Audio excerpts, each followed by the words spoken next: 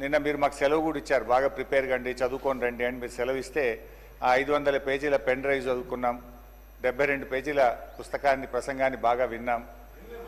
చిన్నప్పుడు నేను లాస్ట్ దాకున్నా, నేను ఉన్నాను, ఇప్పుడు నేను మాట్లాడేది ఎందుకు సార్, నా అప్పీల్ అదే చెప్దాం అనుకుంటున్నా.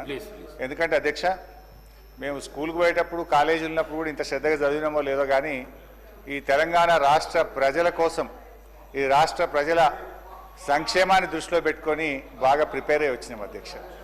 నా రిక్వెస్ట్ ఏంటంటే, భట్టి గారు చాలా అనుభవజ్ఞులు, బాగా సమాధానం చెప్పగలిగిన శక్తివంతులు. సో మధ్య మధ్యలో ఈ మినిస్టర్స్ ఇంటరప్షన్స్ లేకుండా చూడాలని మేము సవినయంగా విజ్ఞప్తి చేస్తూ ఉన్నాం. అధ్యక్ష, ప్రభుత్వానికి ఓపిక ఉండాలి శ్రీధర్ బాబు గారు, మీకు సహనశీలత ఉండాలి, ఓపిక ఉండాలి. సో అందువల్ల నేను మీతో కోరేది, చూడండి అధ్యక్ష, నేను స్టార్ట్ చేయకముందే ఇట్లా డిస్టర్బ్ చేస్తే ఎట్లా అధ్యక్ష, ఇట్లా అయితే ఎట్లా అధ్యక్ష? నేను ఏమంటున్నా అధ్యక్ష,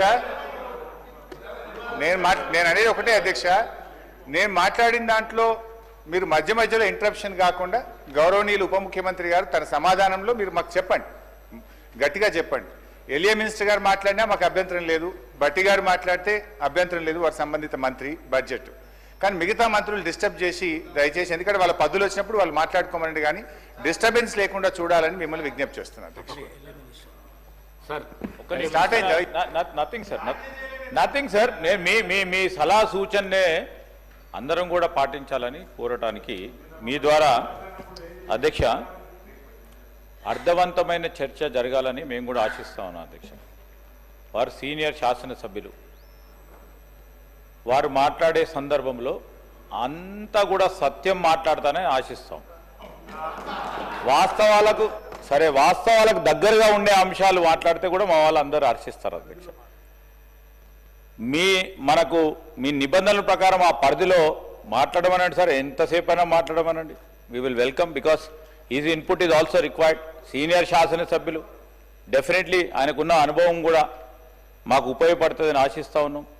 డెఫినెట్లీ ముందుకు తీసుకెళ్లే ప్రయత్నం, కానీ మీరు కూడా క్రోడీకరించి మాట్లాడారు, ఎందుకంటే మీకు అనుభవం ఉంది కనుక దీర్ఘంగా మాట్లాడకుండా మేము చెప్పే 10 వాక్యాలు మీరు ఒక వాక్యంలో చెప్పగల శక్తి ఉంది మీకు. సో ఆ విధంగా మాట్లాడితే మనం సమయం కూడా వృధా కాకుండా ఉంటుందని గౌరవ సభ్యులను కోరుతా ఉన్నాను అధ్యక్ష. శ్రీధర్ బాబు గారు అంతా తెలివితేటలైతే లేవు అధ్యక్ష. సో ఆయన చాలా తెలివికలవాడు, అది ఏం మాట్లాడాలో మరి రాసిస్తే అదన్నీ చదివేస్తాం సపరేక.